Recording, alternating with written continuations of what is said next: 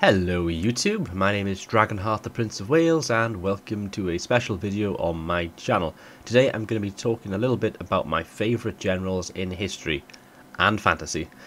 This is a question that was recently asked to me by Prone to Being Floppy, Mr Flopples, in one of my streams, and I said I'd make a video dedicated just for him, where I'll talk a little bit about it. I'll go with some of my favourite generals in history, and I wanted to include a little bit of fantasy elements as well, just to, spruce it up a little bit. So anyway, sit back, relax, and enjoy what I got to say, or if you don't, then that's fine as well, I guess. Cool. Alright, so, first of all, I should probably start off with who my favourite general is. Quite a lot of you already know this if you've been watching my channel for a long time. My favourite general in history is Hannibal Barca of Carthage. Hannibal Barca is absolutely amazing. He was one of the most skilled tacticians of his time. The only people really you could probably put in the same breath as him would possibly be Alexander the Great, maybe, and Julius Caesar. He's that kind of level. He's top tier, really good.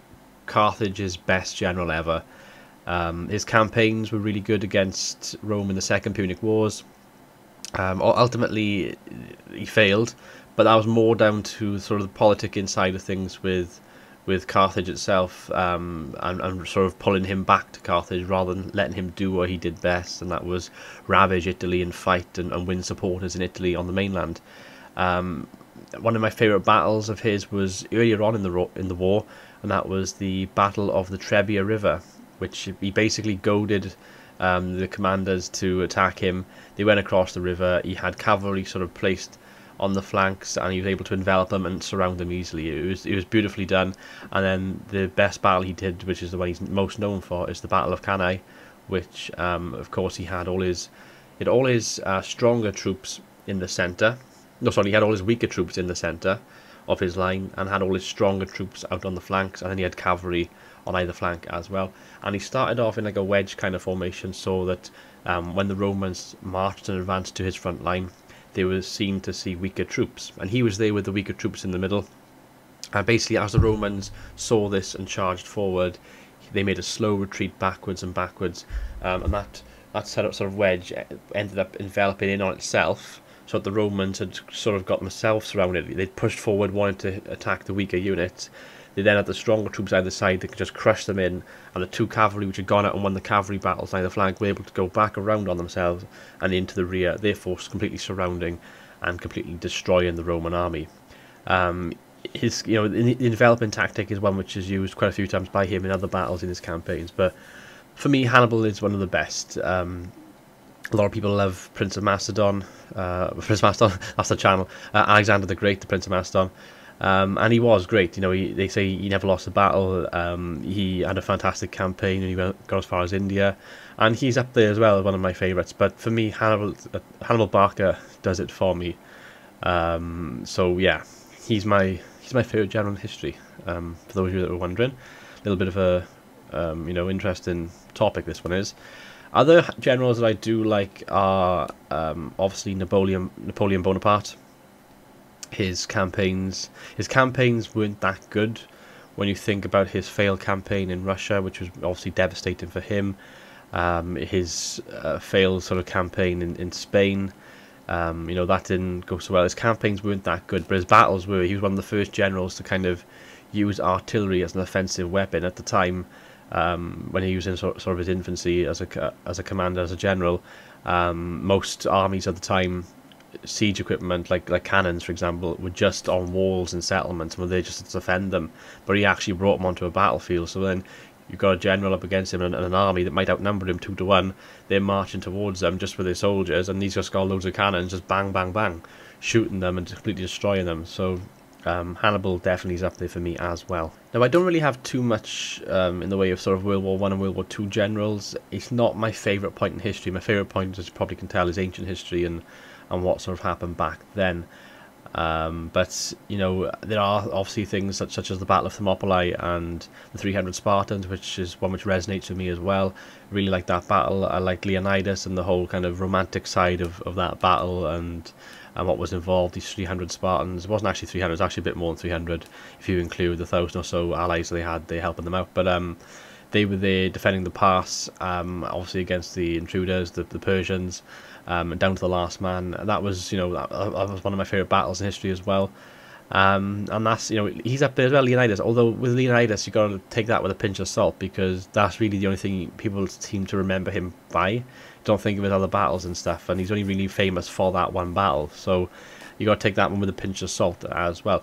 Now, I want to talk a little bit about fantasy as well, because I think fantasy's become such a big thing in the modern age now. We live in the digital age.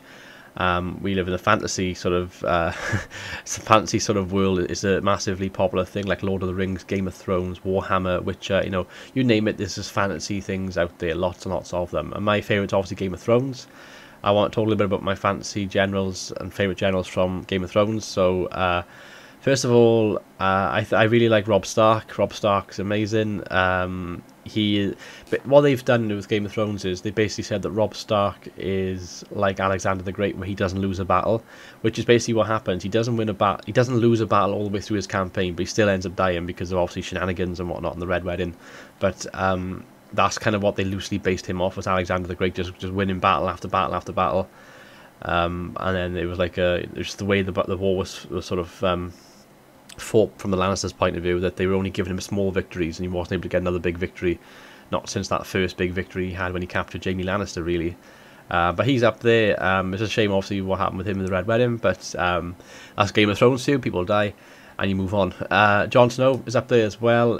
He's certainly proven that he's capable to be King of the North, capable of being Lord Commander. He obviously died, so it's almost like entering a cheat code because he come back alive.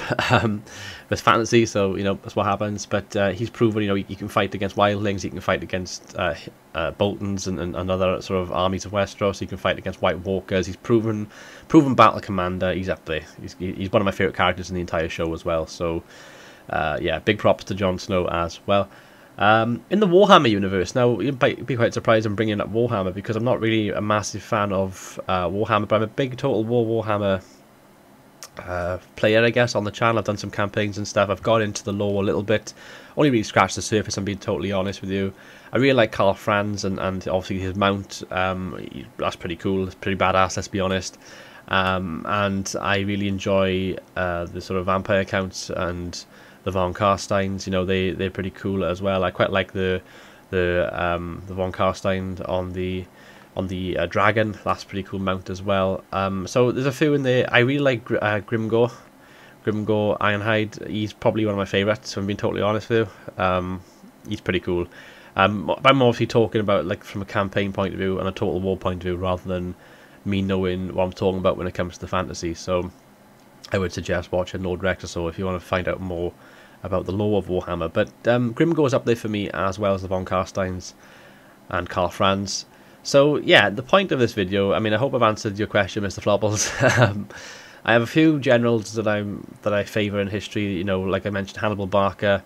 I've mentioned Napoleon Bonaparte, and I've mentioned Alexander the Great and Leonidas, although Leonidas you've got to take with a pinch of salt. I've also mentioned some of my favourite fantasy generals from sort of Game of Thrones and Total War Warhammer, believe it or not. I don't know how... It's a weird video. I don't think there's any other video like this on YouTube, so at least I can say I've started a trend. There is one more general that I wanted to bring up, though, which is obviously a bit more closer to my heart before we end this video, and that is Owain Glyndŵr.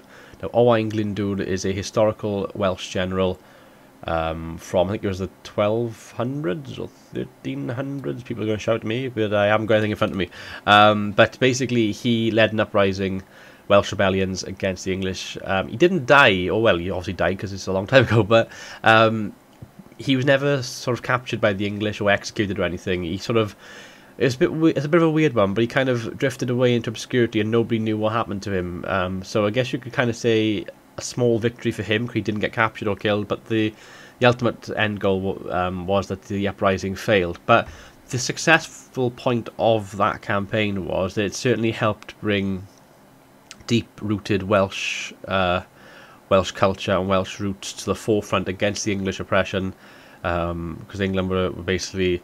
For the last few hundred years, England had killed a few Welsh kings, Llywelyn ap Gruffudd being one of them, Llywelyn the Great, Llywelyn the Last, and they'd built lots of castles. That's why we have so many castles in Wales. And they had one in Caerphilly Castle, which I've actually been to, and that was basically an English stronghold. I mean, they also had castles in Cardiff, and most of the sort of Glamorganshire area in South Wales, they had a foothold of that part. But then North Wales and West Wales sort of resisted. Owain Glyndŵr rose up and was able to kind of unite most of Wales against England. He did have some support from the French. The French did send some troops from the north of France. I think it's like 400 troops in total, and they didn't really do that much, to be honest with you, obviously. But it was because of that sort of re-emergence of Welsh culture and stuff, which sort of helped shape modern Wales to the day. It's why the language still exists. It might be reduced and not spoken by everyone. I can't speak the language fluently, but I can obviously pronounce and understand certain things with the language. But it's because of his, Owain Glyndŵr and those that came before him that have sort of helped with our kind of Welsh identity, basically. So I just wanted to bring him as a sort of special mention as well in the video. Anyway, guys, I'm going to end the video here. I've been Dragonheart, the Prince of Wales. Thank you for watching. Until next time, goodbye.